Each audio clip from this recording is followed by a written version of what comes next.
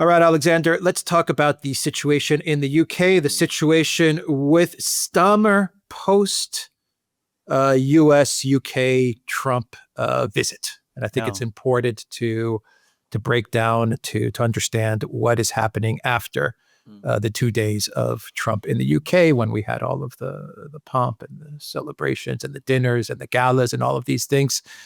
Trump came, he signed some agreements, he met the king.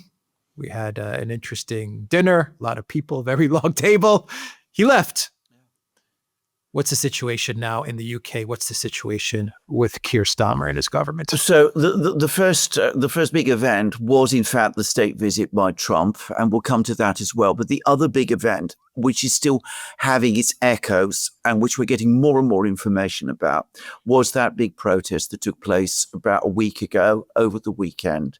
And the echoes from that event are actually getting louder.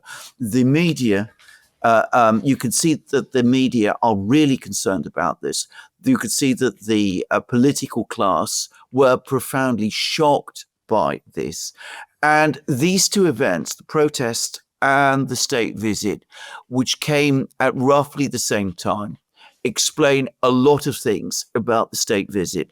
The first and the most obvious thing is what a very controlled event it was.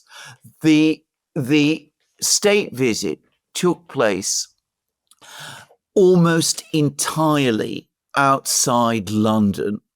And they didn't recall Parliament. They didn't have Trump address the two houses of Parliament in Westminster Hall, something which other presidents have been able to do. I can remember Ronald Reagan, for example, doing it. I think Trump would have had good expectations that he would do it. So he's been taken away to the King's country houses, Windsor Castle and places like that. But they kept Trump away from London. Now, the narrative that you are getting is that the reason they did that was because Trump isn't that popular with the people in London and they didn't want protests against Trump there.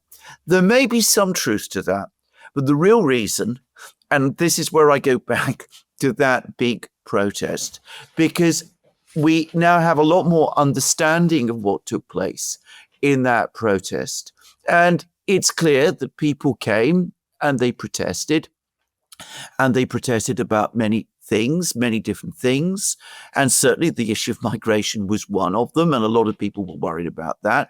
Other people had other things that concerned them, the state of housing, the state of education, all of those came together. So, as often happens with big protests, people had different particular concerns, but there was one thing that united them all.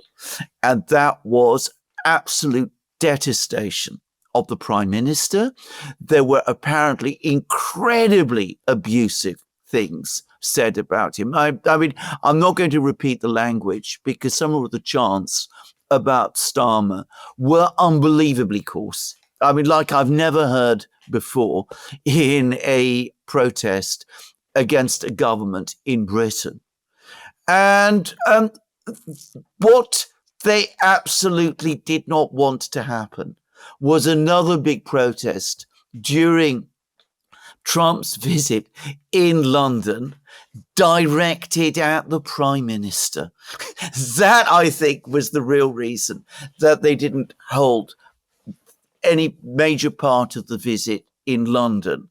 And the other reason, and the two are connected to each other, is that they didn't want to bring Parliament back because Parliament is in recess. But it's not uncommon during state visits that Parliament is called back during the state visit so that the president can address them, or whatever the big foreign leader is can address them in Westminster Hall. Westminster Hall, I should explain, is within the Houses of Parliament, within the famous building that we all know with Big Ben, the clock.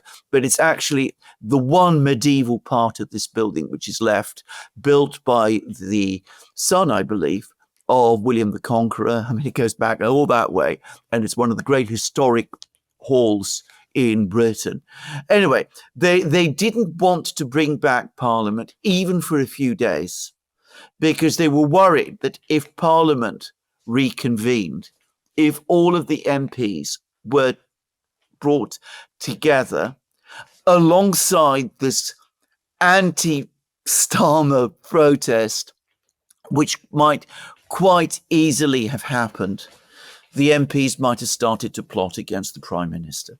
So bear in mind, I mean, I am somebody who's experienced, I'm not experienced, I've never been directly involved, but I have followed and tracked plots and conspiracies take place in Britain. And I'm confident that I am right in my analysis here. They didn't want protests, which might have been a bit against Trump, but much more against Starmer.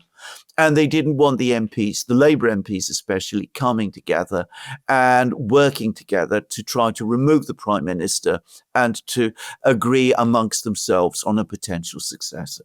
So that tells you how fragile Starmer's position currently is. How long does he have? Well, a couple I mean, it's a tough question to answer. It's always a tough question, but 2 weeks ago, after the Mandelson affair and the Angela Rayner affair and a reshuffle that everybody now agrees was a botch, it didn't introduce any new people. It simply put everybody, all the ministers in different places. Anyway, there was talk that Starmer had until May, when the local elections are due to take place. I'm skeptical that he will survive until then. I think more likely the end of the year, around Christmas. If things continue to deteriorate, the economic numbers for July, which are the latest ones we have, were very poor. If the government's budget in November is poorly received, which it will be, then I think there will be a critical mass within the Labour Parliamentary Party, which will say enough's enough. We have to get ourselves a new leader. Now, there are problems, and the obvious problem, the thing which I think is keeping Starmer in post for the moment, is that there is no obvious person to take over from him. Now, if you go back, for example, to the conspiracies against Boris Johnson and Liz Truss, which followed one after the other, it was pretty obvious then who the political establishment, the political class wanted to take over from Johnson and Truss. They wanted Rishi Sunak. And we explained why at the time. He's a billionaire, a globalist, is the sort of person that they could be relied upon to keep Britain on the kind of course that the political class wanted it to keep on. Ultimately, and I always thought this, that they were preparing the ground for Starmer to come in, whom they trust even further. Starmer, however, has turned out to be a dud, and they have no one who carries the authority, or at least not the authority, but the appearance of credibility, of plausibility that Sunak or ultimately Starmer did at the time of the conspiracies against Johnson and Truss. So what I suspect is happening now is that they're looking around to find the person. It's not going to be easy because they have nobody who obviously stands out. There's a person called Wes Streeting, who is the education minister, who is known to be very, very close to Blair. The problem they have with him is that the British public doesn't like him. He had great difficulty getting elected. He almost lost his seat in the 2024 general election. So he's not vastly popular. And frankly, I think he's going to be more unpopular, if possible, than Starmer himself is. But anyway, he's said to be intelligent and pugnacious and all of that. One shouldn't place too much weight on the political class's assessments of people. But anyway, there is some talk of him. But he doesn't ultimately come across to me as a very convincing alternative. And it may be that they're going to try and look around and find someone else. But somebody who is globalist, reliable, predictable, pro-Europe, all of these things.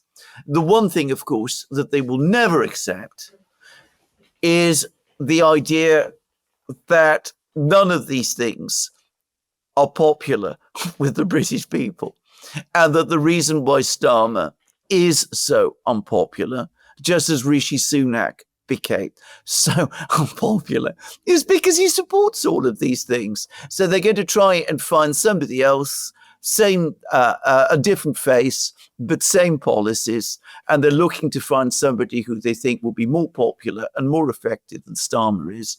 But at the moment, that person doesn't exist. That's the only thing that is keeping Starmer in place. Right. So there's no elections. I mean, you don't get snap elections like in other countries. What would happen is a collapse in the government. You get snap elections, and in comes Farage and reform. So the thinking is to just get someone to just replace Starmer. Starmer goes, a new person is shuffled in, a new clone. A new globalist clone is moved into 10 Downing Street. Exactly. Why not go the elections? Well, why not go the elections? Because Farage would win. You don't want that to happen. I mean, that is the biggest Is it based worry. only on Labour, though? I mean, do they control... what's the process? They control whether you go to elections or not? Or how would it work? In Britain, the decision to call elections out of time, elections in Britain happen every 5 years, must happen by law every 5 years. Now, remember, the government was elected only last year, so in theory, there's 4 years to go. But the Prime Minister, and it is entirely in the hands of the Prime Minister, is in a position to go to the King and ask the King to call elections. There is another way in theory, which is that the Prime Minister and the government lose a vote of confidence in the House of Commons, and then they have to call elections. But Labour has a huge majority. So that isn't going to happen. So it is the Prime Minister who has the right to ask the King to dissolve Parliament and call elections.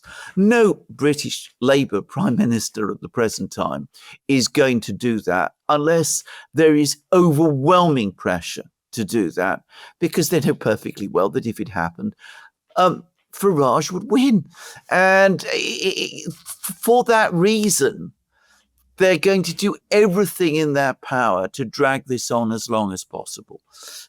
So they're going to try to find, as you rightly said, the popular globalist. A contradiction in terms, but that's what they're going to look for, the popular globalist who can beat Farage in an election.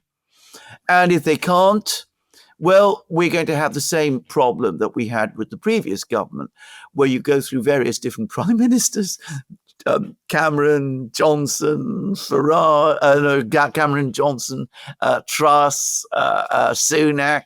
Eventually, there is the election in an atmosphere of deepening crisis. And then, of course, this time round, it might be different because Farage looks much better placed to win the election than he was either in 2019 or in 2024. One of the most interesting things is that you're starting to get increasing numbers of articles beginning to appear, even in the mainstream media, which almost treat a Farage reform victory now as inevitable, though they look to it with dread. What do you think are the agendas that Labour and the Conservatives, the globalists, the establishment in Britain want to complete before you get to elections, before the risk of a Farage comes in? I mean, is it? I'm thinking of three: Ukraine, to keep Project Ukraine going, to usher in the digital IDs and all of this stuff, and reverse Brexit. I mean, is there anything else that? I mean, are those correct?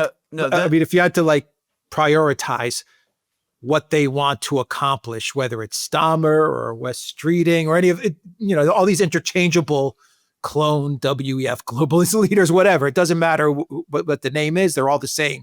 And they're all there to achieve a certain agenda. Are those top of the list? Is there anything more that they want to Right, do? right. I mean, I think Migration, continue migration. Yeah. I think keep you've that going. I mean, what are the things that they want to accomplish in the next 4 years? I think you've identified the three, and of those, far and away the most important is to reverse Brexit. Now, bear in mind, if they can reverse Brexit, if the EU, if Britain were to rejoin the EU, or were to rejoin even the single market, it would in effect it would actually decide the issue of migration, because migration would no longer be a British matter. It would become an EU matter again. So those two issues are deeply interconnected with each other, as many people, by the way, in Britain, including many of the people on that protest, understand perfectly well. So rejoining the EU is the absolute number one overriding priority.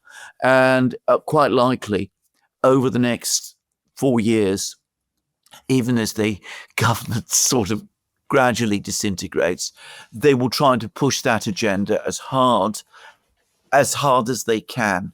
The problem they have is that it's not, despite what you hear from opinion polls, yes, you get people who say, yes, Britain's problems are connected with Brexit. That narrative has been successfully planted. But the moment you start talking about rejoining the EU, again, precisely the issue of migration comes up. And that's the moment when people understand, it clicks in immediately, what the broader agenda is. I don't know if I've explained it clearly, but I think I have. So it's not really, rejoining the EU is not really in the end a popular policy. It will undermine them even further, but it is their priority policy. Project Ukraine is absolutely a priority issue. They've just, by the way, the parliaments here have just completed ratification of the defense treaty that Britain and Ukraine, Zelensky and Starmer, signed off in January. So absolutely, they want to keep Project Ukraine going. The reason they want to keep Project Ukraine going is because Project Ukraine relates to what is actually their second priority, which is to keep the Americans in.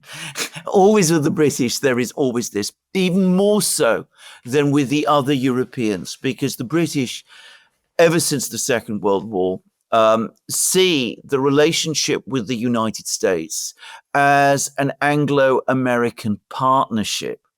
And the British use the power of the United States to impress on the Europeans the fact that they are a serious power themselves. They can come along to Berlin, to Paris, to Brussels, and say, listen to us because we have the Americans behind us.